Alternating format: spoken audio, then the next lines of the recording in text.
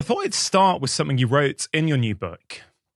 If I were to prescribe one intervention to extend life, to prevent and reverse chronic disease, it would be to drastically reduce or eliminate sugar and refined starch from your diet. Yeah. Why is that so important? The idea that sugar and starch are driving the dysfunctions that we see as normal aging, but are really abnormal aging, is not really new. We know that underlying all the chronic diseases of aging, heart disease, cancer, diabetes, obviously, dementia, these are all related to disturbances in our ability to regulate our blood sugar, to what we call insulin resistance, where our body becomes resistant to the effects of insulin. And this creates this whole downstream cascade that is like a wildfire on the aging process. It causes you to gain belly fat. It drives up inflammation. It lowers your hormones. It increases cortisol, increases your stress hormones.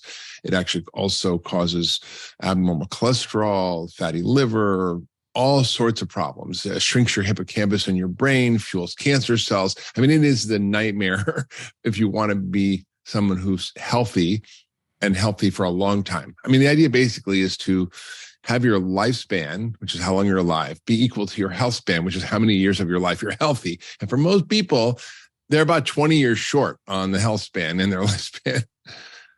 Yeah, it is incredible. You have been talking about this for years, yet the consumption of these foods, the consumption of ultra-processed foods all over the globe appear to be on the rise.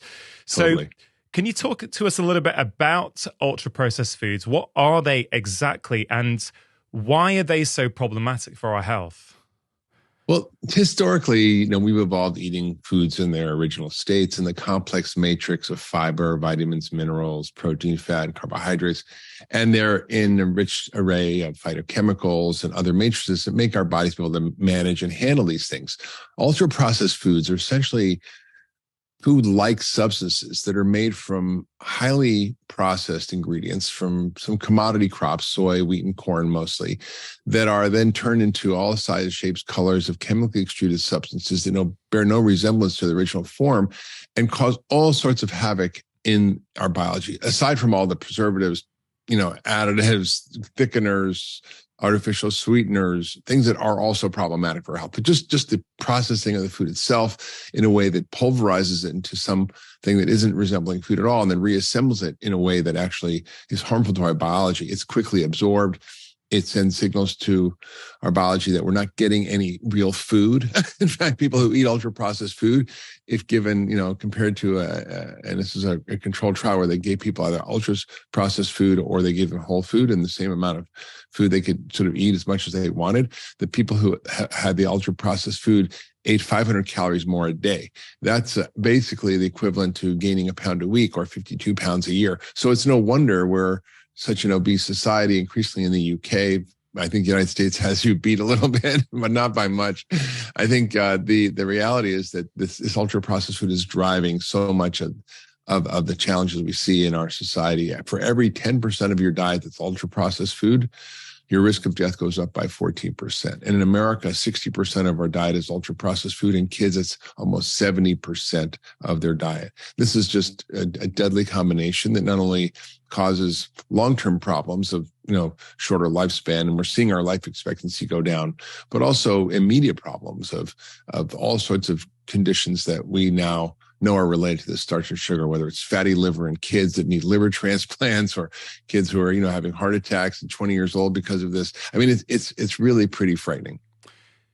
You said there, for every 10% increase in ultra-processed foods, your risk of death goes up by 14%. 14%. Yeah, that's from the Global Burden of Disease Study, huge study of 195 countries, 11 million people die every year from eating the wrong food. That's more than smoking or wars or anything else. It is the number one killer in the world today. So, Mark, despite all this knowledge, why is consumption still going up? What's going on? Is it an individual problem, or is it the food industry? Right? Yeah. Well, this is my last book, which was Food Picks, where I mapped out the problems with our food policies and our food industry and how everything that we're doing is fostering the production, the growing, the production, the marketing, and the sale of these ultra processed foods in ways we've never seen in human history, and that's really what's driving it. And I'm working hard on my nonprofit, the Food Fix campaign, to change those food policies to address food marketing to kids, for example. And Boris Johnson, thankfully, he got wise once he got COVID, that food was related to his poor health, and that he understood that the reason he ended up in the ICU from COVID was because he was in poor metabolic health. And that was because of the starch and sugar and processed foods. And he then started to restrict marketing and other kinds of initiatives that actually were trying to lower the consumption of sugar and ultra processed food, which I think is great. But that needs to happen, globally. And in America, the effect of this is not just on aging, but is on everything. If you look at America, it's 4% of the world's population, but it was 16% of the COVID cases and deaths, which means we have a 400% increase compared to what we should have in terms of our population.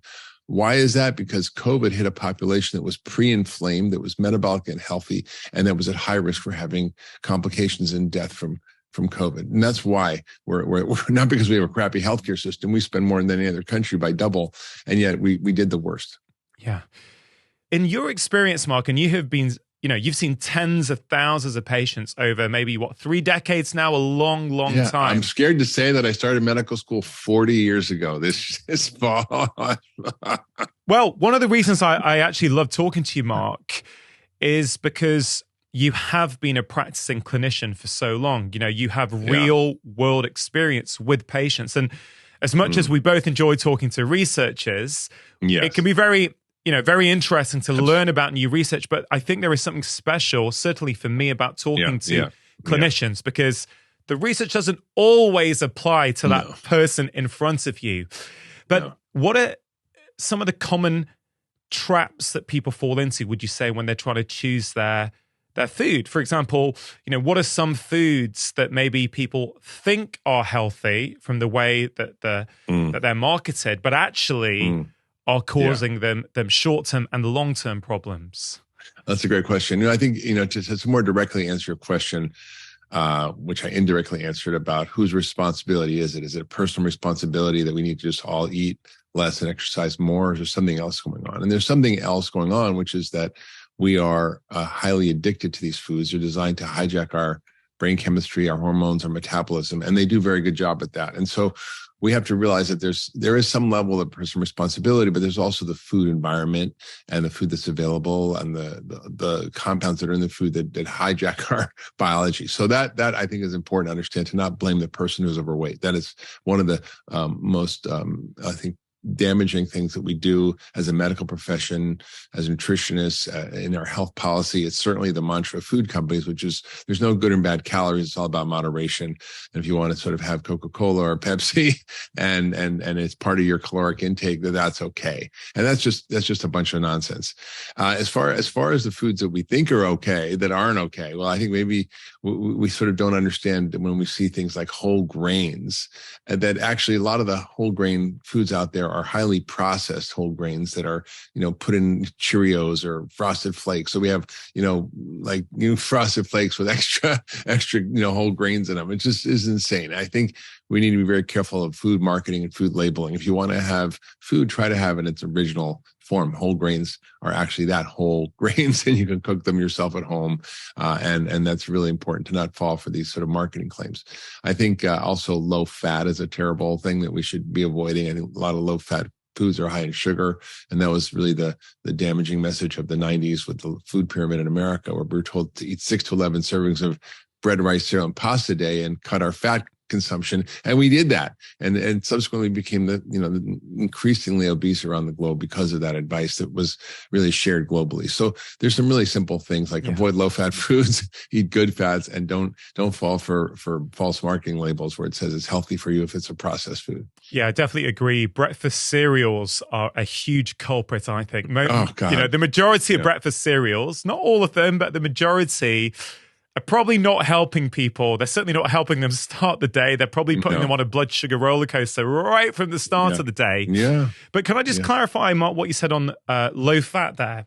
Because there's obviously foods that are whole foods that are naturally low fat, and there's low-fat products that the food industry have made? Are you specifically broccoli's talking? Broccoli's low fat. I mean, that's fine. Asparagus are low fat. That's okay. But it's all the low fat processed food I'm talking about as a marketing claim. Or if it says high fiber, or if it has whole grain on it. These are ways in which the food industry uses sort of marketing on the front of package labeling to confuse people. And for example, Cheerios is a great example. Everything's Cheerios is a health food. It's oat bran, it's oat fiber, it's healthy, lower your cholesterol. It sounds good. But in fact, the glycemic index of Cheerios is worse than table sugar. So that is a problem. The glycemic index is 74 out of 100, table sugar 65.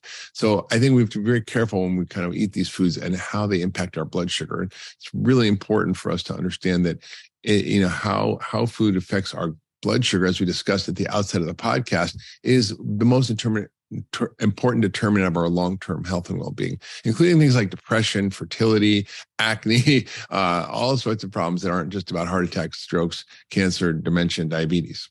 If you enjoyed that clip, here's another powerful clip that I think you are really going to enjoy.